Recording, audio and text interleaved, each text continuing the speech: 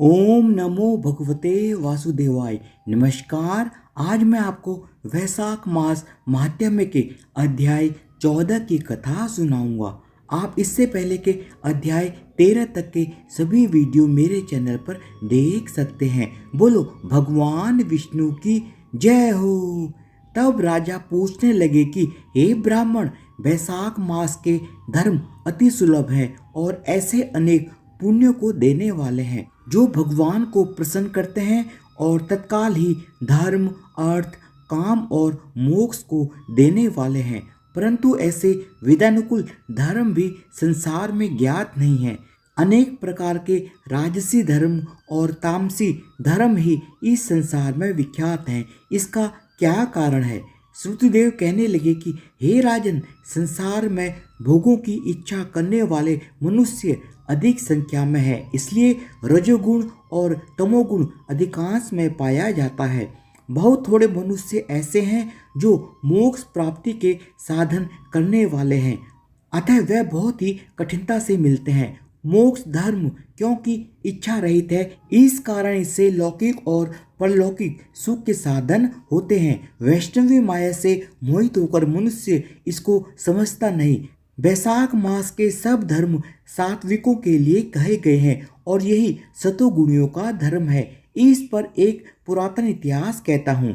इक्ष्वाकु वंश में नृपपुत्र एक महायशस्वी अक्रोधी ब्राह्मणों का मान करने वाला राजा हुआ है। एक दिन वह शिकार खेलता हुआ वशिष्ठ जी के आश्रम में जा पहुंचा।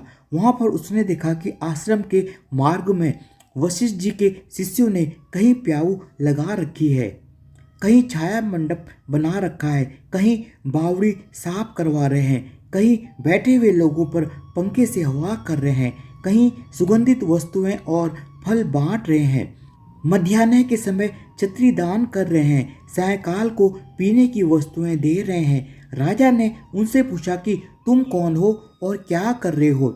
उन्होंने उसको उत्तर दिया कि हम महर्षि वशिष्ठ के शिष्य हैं और उन्हीं की आज्ञा से वैशाख मास पे धर्मों को कर रहे हैं। राजा ने फिर पूछा कि इन धर्मों को करने से कौन कौन से देवता प्रसन्न होते हैं और क्या फल मिलता है?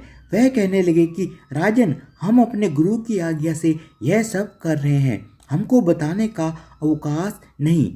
आप हमारे गुरुजी से यह सब बातें पूछ सकते हो। शिष्यों की बात सुनकर वह महायशस्वी राजा संपूर्ण धर्म के तत्वों को जानने वाले श्री वशिष्ठ जी के आश्रम की तरफ चल दिया। उनका आश्रम विद्या और योग का स्थान था। राजा को अपने आश्रम में आया हुआ देख ऋषि ने अत्यंत प्रसन्नचित होकर राजा का अतिथि सत्कार किया।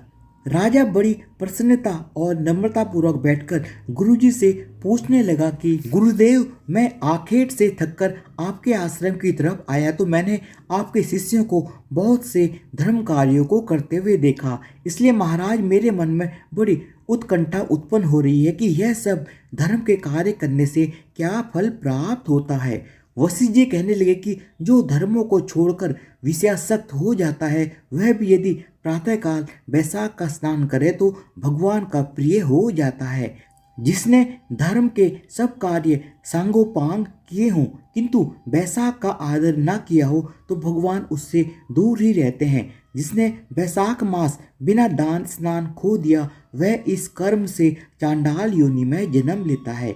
यदि कोई वैशाख मास में श्रद्धा से भगवान का थोड़ा भी पूजन करता है, वह उसी से प्रसन्न हो जाते हैं। अधिक धन, अधिक परिश्रम वह नहीं देखते।